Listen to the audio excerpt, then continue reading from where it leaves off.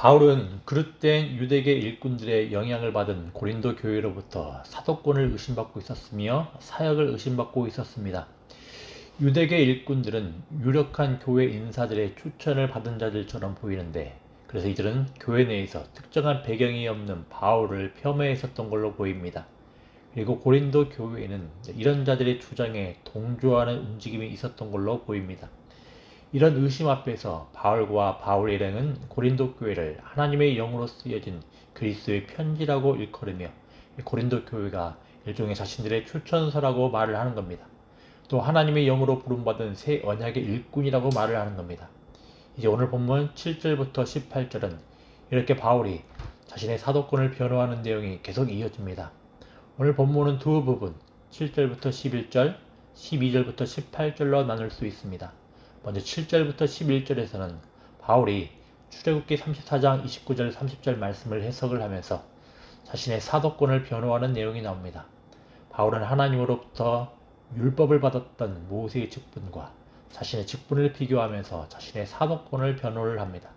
12절부터 18절에서도 마찬가지로 출애굽기 34장 33절부터 35절 말씀을 해석을 하면서 자신의 사도권을 변호하는 내용이 나오는데, 유대인들은 장차 없어질 것을 주목을 하지만 바울은 그리스도와 성령을 통해 궁극적으로 드러날 하나님의 영광을 주목을 한다고 말을 합니다. 먼저 출애굽기 34장 29절부터 30절을 보면 모세는 하나님께서 적으신 십계명 돌판을 들고 시내산에서 내려왔을 때 모세의 얼굴이 빛났다고 합니다. 7절부터 11절에서는 이런 십계명 돌판에 대한 모세의 역할이 어떤 위치를 가지고 있는지, 또 바울의 역할은 모세의 역할과 비교하여 어떤 역할을 가지는지의 내용으로 이어집니다. 여러분, 바울은 율법 조문에 모세의 직분과 바울 자신의 영의 직분을 비교하며 자신의 직분이 훨씬 더 우월함을 증언을 합니다. 또 정죄의 모세의 직분과 자신의 의의 직분을 비교하며 자신의 직분이 훨씬 더 우월함을 증언을 합니다. 동일하게 영광되었던 것과 더 큰 영광을 비교하며 자신의 직분이 훨씬 더 우월함을 증언을 합니다. 지금 바울은 율법을 부인하는 것이 아닙니다. 폄훼하는 것도 아닙니다. 율법 또한 하나님께서 임재하셔서 자신의 백성들에게 주신 겁니다. 지상의 어느 민족이 하나님께서 주신 율법을 받은 적이 있었겠습니까? 율법은 하나님의 성품과 뜻을 담은 하나님의 말씀입니다. 따라서 바울은 말을 합니다. 율법 조문의 직분도 영광이 있다. 또 정죄의 직분도 영광이 있다. 그리고 영광 되었던 것이다. 라고 말을 하는 겁니다. 비록 율법은 사람들을 정죄하고 죽음을 초래하는 모습이 있지만 이 율법 가운데 하나님의 영광이 임했다라는 겁니다. 자, 그런데 이런 율법을 섬기는 모세의 직분과 비교했을 때 바울의 직분은 얼마나 영광스럽겠습니까? 바울은 성령으로 거듭나고 성령을 통해 섬기는 영의 직분을 가졌습니다.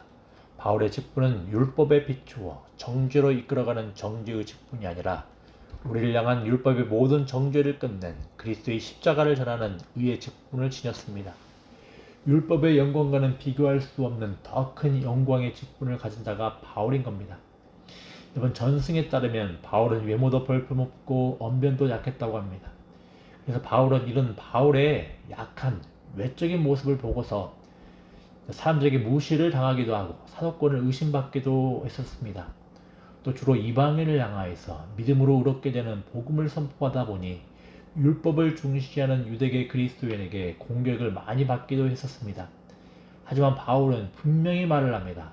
바울은 새 언약의 영의 직분을, 새 언약의 의의 직분을, 더 영광스러운 직분을 지닌 자임을 확신하고 선포합니다.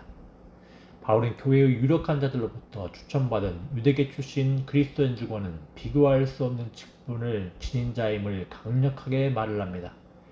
의심받고 있는, 자신의 사도권이 의심받고 있는 이런 상황 가운데에서 고린도 교회를 향하여서 바울은 다른 것으로 변호하지 않습니다. 바울은 자신을 성령으로 세워진 직분자로 선포를 합니다. 바울은 그리스도를 전하는 의의 직분자로 선포하며 변호를 하는 겁니다. 우리는 물론 바울처럼 사도가 아닙니다. 성령을 통해 거듭났으며 성령을 통해 그리스도를 증언한다는 측면에서는 동일합니다.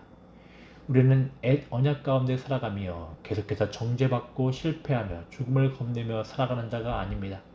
새 언약 하에서 의롭게 되었음을 확신하고 새 언약 하에서 소망을 가지고 살아가는 자들입니다.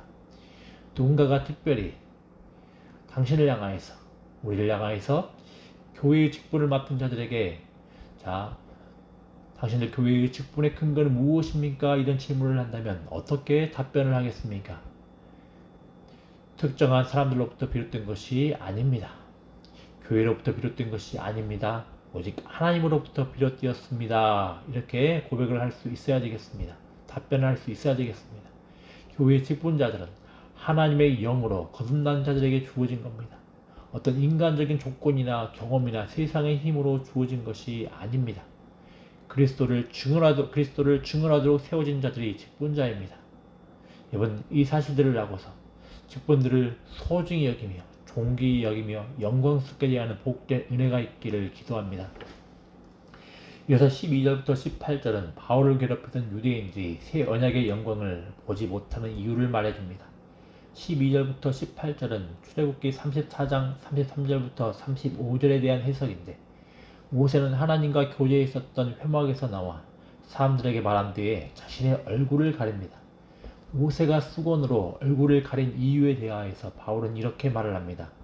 이스라엘 자손들에게 장차 없어질 것에 결국을 주목하지 못하게 하려고 말입니다.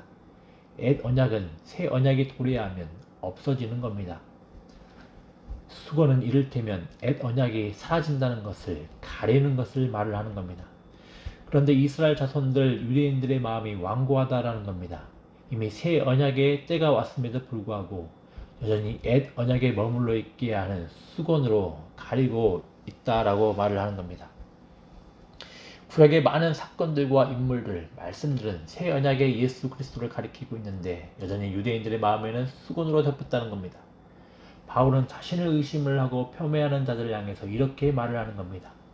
너희들의 마음에는 여전히 수건이 덮여 있어서 아직 마땅히 봐야 할 것을 보고 있지 못하다고 말을 합니다. 아직까지 그 마음이 완고하여서 그리스도를 보지 못하고 있다고 말을 하는 겁니다. 마찬가지입니다. 그리스도 없이 우리는 인간적인 노력이나 열심이나 자랑이나 인정에 매여 살아가는 자들이 있음을 보게 됩니다.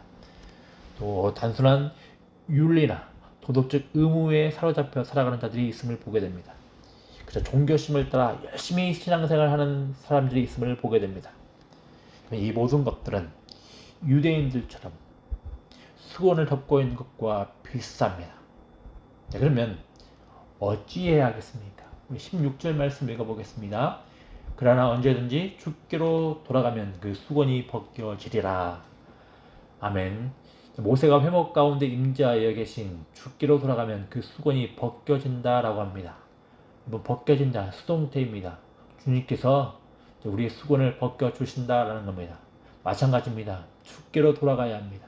주께로 돌아갈 때 자유가 있습니다. 율법 조문이 아닌 주의 영을 따라 주께로 돌아가야 자유가 있는 겁니다. 또 이 자유는 어떤 모습으로 이어지겠습니까? 또 이 자유는 어떤 모습으로 이끌겠습니까? 주의 영은 우리를 주의 영광을 보도록 이끄시기에 당연히 주님을 보고 닮아가는 모습으로 나갈 겁니다. 더 당연히 주님의 형상으로 변화되어 나아갈 것입니다. 이번 율법 조문 하나하나 지키는 것에 초점에 있는 것이 아니라 주님의 형상으로 변화되어 가는 점에 초점이 있음을 꼭 기억하시길 바랍니다. 여러분, 지금까지 바울은 유대인들이 그토록 흠모하던 모세의 모습과 그리고 새 언약의 일꾼의 모습을 비교하여서 비교할 수 없을 정도 탁월하고 우월한 바울 일행의 직분을 고린도 교회에게 지금 변호를 하고 있었던 겁니다. 지금도 교회 안에서 이 새 언약의 직분을 가볍게 여기고 살아가는 분이 있음을 보게 됩니다. 또 세상은 그리스도인이라는 이 사실을 가볍게 여기고 또 무시를 하는 경우가 있음을 보게 됩니다. 여러분, 우리가 직분을 가졌다는 사실에 대하여서, 우리가 그리스도인이라는 사실에 대하여서 자부심을 가지고 프라이드를 가지시는 은혜가 있기를 바랍니다. 이건 존귀히 여기고 우리에게 주어진 직분을 영광스럽게 여기는 복된 은혜가 있기를 기도합니다. 아버지 하나님, 주님의 은혜를 감사할 일입니다.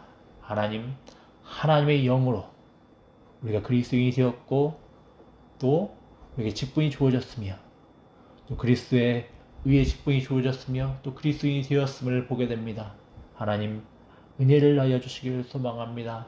하나님, 주의 영을 따라서 하나님께서 바라시는 아름다운 모습, 주님을 닮아가는 모습, 주님의 형상으로 변화되어가는 모습을 우리를 인도하여 주시옵시고 긍휼을 베풀어 주시기를 소망합니다. 하나님, 주님, 주의 몸된 교회를 폄훼하고 직분들을 폄훼를 하고 그리스도인을 무시하고 폄훼하는 이 세상 가운데에서 하나님, 다른 것들 바라보지 않게 하시고 오직 주님께로 돌이킬 수 있는 복된 은혜가 있을 수 있도록 은혜 하여 주시기를 소망합니다. 주님께로 돌이킬 때 주의 영이 아버지 하나님, 우리를 가장 복된 것으로, 가장 복된 자리로 인도하실 것임을 확신하며 나아갈 수 있도록 은혜 하여 주시기를 소망합니다. 아버지 하나님, 주님께로 돌이킬 수 있도록 은혜 하여 주시기를 소망합니다. 그래서 아버지 하나님, 우리 모든 수건들을 주님께서 벗겨주시는 은혜를 경험할 수 있도록 은혜 하여 주시옵소서. 감사드리며 예수님의 이름으로 기도드리옵나이다. 아멘.